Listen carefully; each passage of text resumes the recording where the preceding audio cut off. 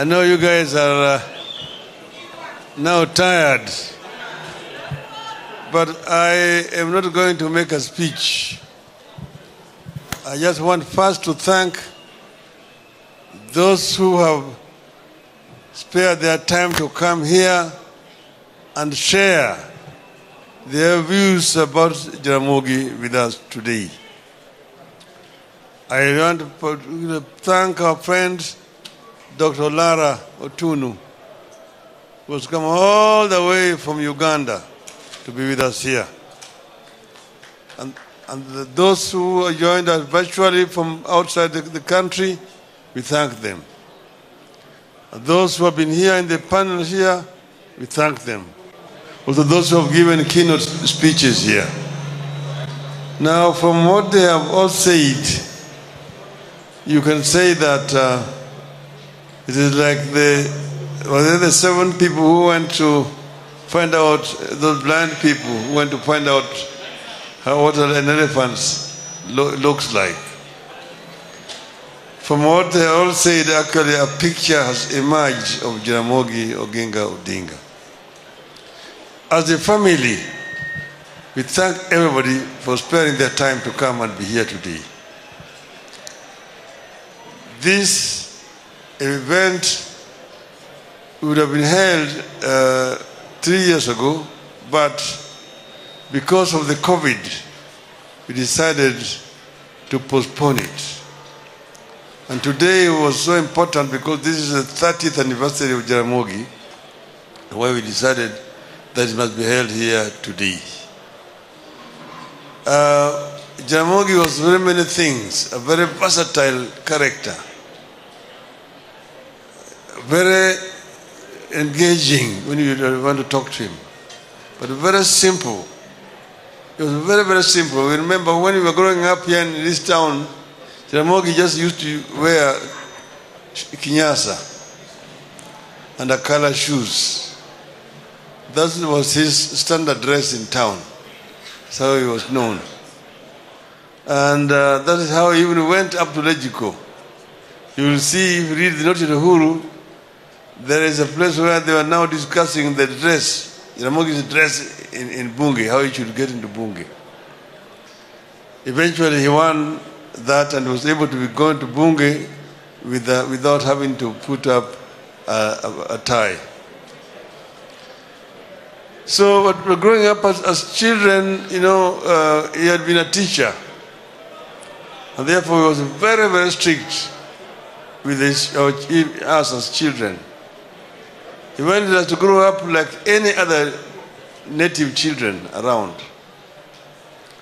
And we had it very rough, me and Oburu here, as children. But now, in retrospect, we are grateful to him that by treating us like ordinary people, we grew up as true Kenyans, and we therefore understood the problems the ordinary peasant children were experiencing in the rural areas. We were removed from schools here in Kisumu and taken back to a rural school down there. We lost 2 years of our education because of transfer from Kisumu to the rural home there. Because when we went there, they said we were too small to go to standard 3. So we had to go and start again in standard 1. But that was okay for us. We think that it was a good experience. It prepared us for life in the future. But Jaramogi, this other aspect of Jaramogi which has not been properly appreciated. Jaramogi the teacher. Jaramogi really wanted people to get education. And he spent a lot of his time and a lot of his money trying to promote education among the Kenyans. At the time he died, there were 54 children in different stages of education. Some were in nursery, primary, secondary, and university, whom he was sponsoring. We decided as a family that will ensure that all those children would get education in accordance with their abilities. And through the foundation, we raise money and we ensure that all the 54 children Jaramogi was sponsoring got education. There was a time when there was nothing like CDF. But we managed to ensure that these children got education. Some we sent abroad to universities. No one of Jaramogi. But he had started this thing much earlier. When he resigned from teaching in Maseno and came and set up a business here, he was helping very many students who wanted to go abroad. And when he now became the chairman of the Care of Luo Union, he now actually institutionalized it. Very many students who went abroad in those days got support from Luo Union. And when he went on a trip, he had been invited to go to India. What happened is Jaramogi had constructed a building in the center of the town here. He called it Ramogi House. And that building was completed in 1951. So in 1952, he invited the governor.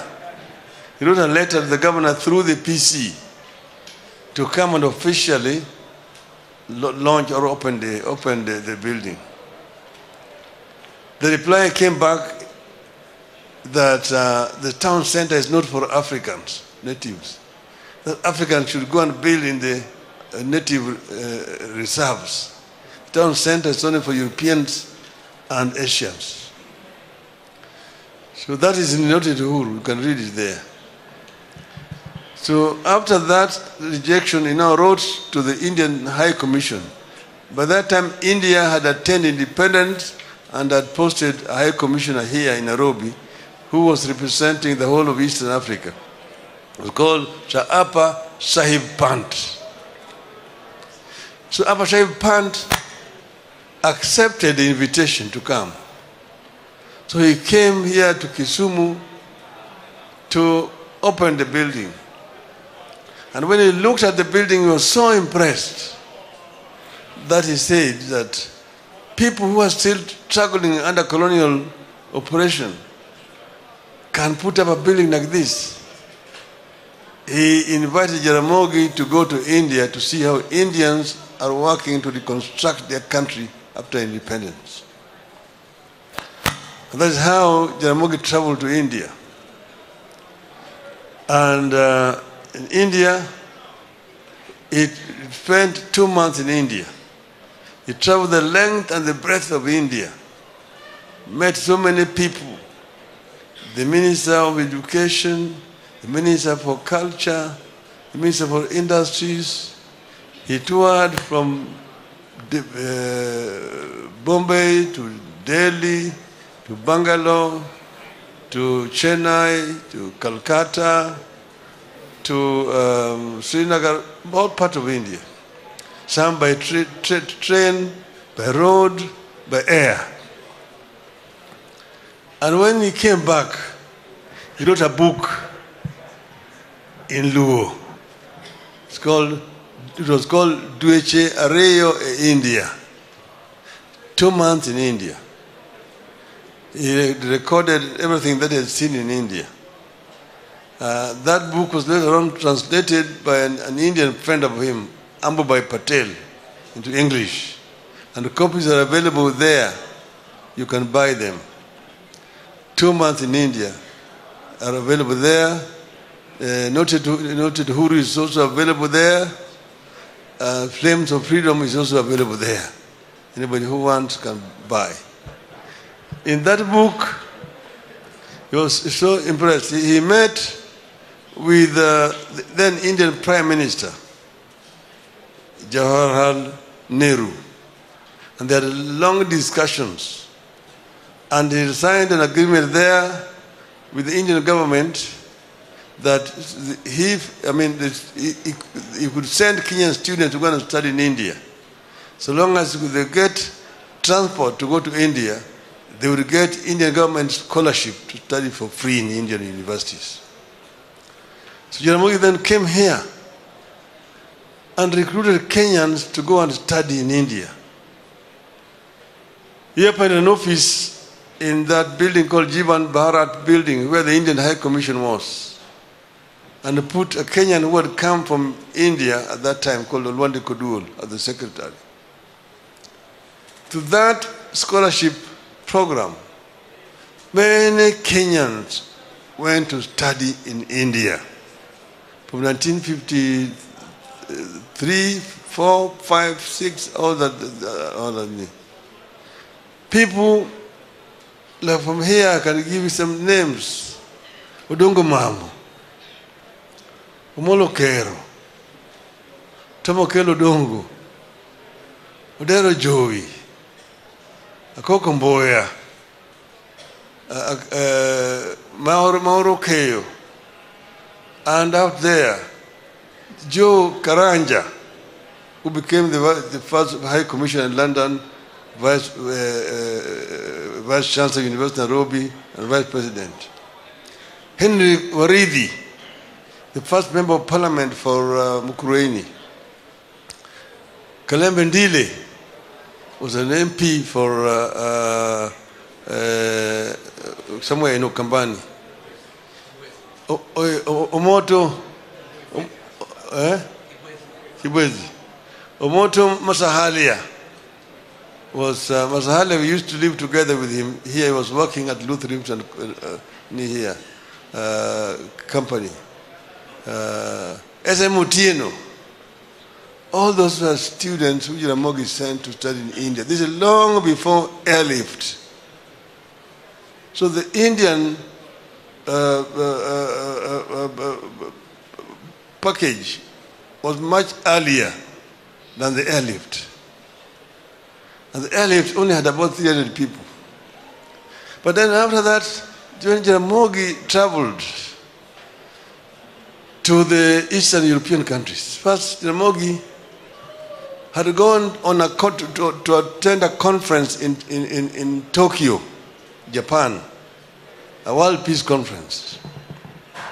When he was at that conference in Tokyo, he met with the Chinese delegation. The Chinese delegation invited him to go and visit China, and he accepted. That is how Jaramogi went to the East.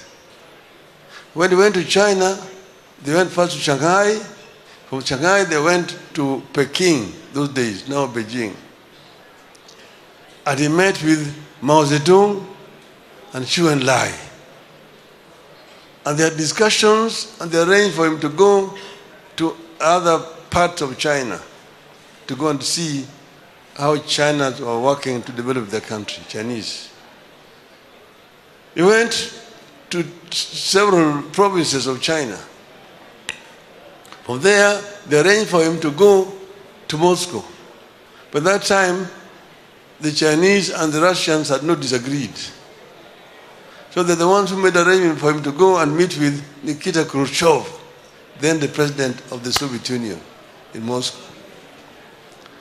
So he went from Peking to Moscow and had discussions with the leadership of the Soviet Union. First, in Beijing, they agreed to support the liberation movement in Kenya. In Moscow also, they agreed to support the liberation movement in Kenya. From Moscow, he flew to London. At Heathrow Airport, the immigration saw the stamp of Peking. They did not mind about Moscow, but Peking, the Red China. So he went to China, yes. He was holding a British passport. At that time, everybody was a British subject. And the British citizens were not supposed to go to Red China. So the guy just did not say anything, but noted and I think reported to the immigration. He went into the town. But from there, when he came back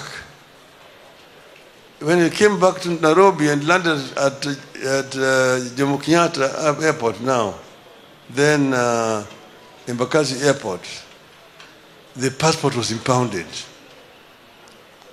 They took away the passport. They did not give any reasons. So there was a headline, Jaramogi's passport impounded. So the matter was raised in the Legico, and there was a long debate over it. The majority of members of parliament at that time were whites, and they were saying how Jaramogi was playing about with fire. One was called Group Captain Briggs, one was Sir Michael Blundell, and one was called N.S. Vasi. And all of them were condemning Jaramogi and saying that Jaramogi was playing with what he did not understand.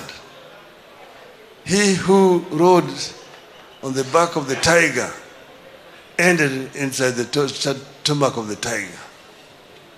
So one said, Mr. Odinga should know that men much more intelligent than him have tried and have failed, and he will fail. So when Jaramogi rose to respond, he told the gentlemen who were talking that, look, even me, before I went to China, I was as ignorant as you people about China. But what I saw in China was an eye-opener to me. China is the country with the biggest population in the world. At that time, 540 million people. But in China, I did not see any people walking naked. Everyone was clothed. In China, I did not see people who are unemployed. Everybody was employed. In China, I did not see people hungry. Everybody was eating. China was able to feed 540 million people. We have no beggars in China. So if that is what's communism, then communism is food. It's like food. That's what Jaramogi said. You can see it in the Hansard. Tomorrow, headline East African Standards. Communism, my food, says Odinga. How Jaramogi had the tag of being a communist. Jaramogi never studied Marxism-Leninism at all. He did not. But Jaramogi was just being realistic at that time. Now what indeed he negotiated scholarships with those countries for Kenyans. At that time, it was not easy to get a passport if you are going to study in those countries. So the Kenyans who had moved out and had been denied opportunity to go and study in Rome, and they had gone by foot through Uganda and through South Sudan to Khartoum, negotiated and opened an office in Khartoum, and then went also up to Cairo and opened an office. Jaramogi met them, and through that connection, he opened an office in Cairo, and he was able to meet the Egyptian president, Mr. Nasser. But I wanted to tell you that when his passport was impounded here, he got a passport, international passport from Kwame Nkrumah, president of Ghana. Another one from Gamal Abdel Nasser, president of Egypt. So he had 2 international passports. So he went there, and in Cairo they set up an office operated by the late William Mutembei, Werambitho, and Abdallah Karungo. And then they opened up another office in London, operated by Otiego Thiel. In London, Nkrumah bought a building called Africa Unity House which building he dedicated to the liberation struggle on Africa. And all Africans who had a problem in London could go and stay in that building. And he asked Jaramogi to give him somebody to manage that building. Jaramogi gave him a Kenyan who had been a student in London and had not come back, called Othigo Thieno. Became the manager of Africa Unity House. So now the Cairo office was the one that was liaising with all these countries: Hungary, Czechoslovakia, Poland, Romania, the Soviet Union, Yugoslavia, and China and so on, about scholarships. So Kenyans really needed to get to Cairo. From Cairo, you now be able to travel to get a scholarship to study for free in all those countries. Through that program, there were 5,000 Kenyans managed to study in the university.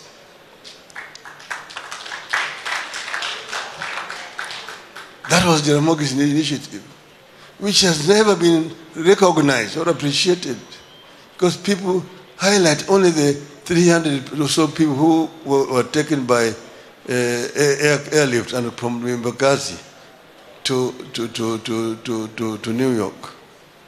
But there's nothing, it's a drop in the water of the ocean by comparison to many Kenyans who studied through Jaramogi's initiative. First in India, then in those other countries, then in the UK, in the United States. People like Hilary Ngweno studied in Harvard. He was sponsored by Jaramogi. Washington Jalango Kumu was sponsored by Jaramogi to go and study in Harvard. Jaramogi sent very many students to the United States also, and also to other West African countries, Ghana, Egypt, and so on and so forth. This is an aspect of Jaramogi's contribution that has never been appreciated, and I wanted this to also go on record. Jaramogi as an educator. So therefore, I really want to thank you all for coming to help us remember Jaramogi. Asanteni sana. Mungu awabariki.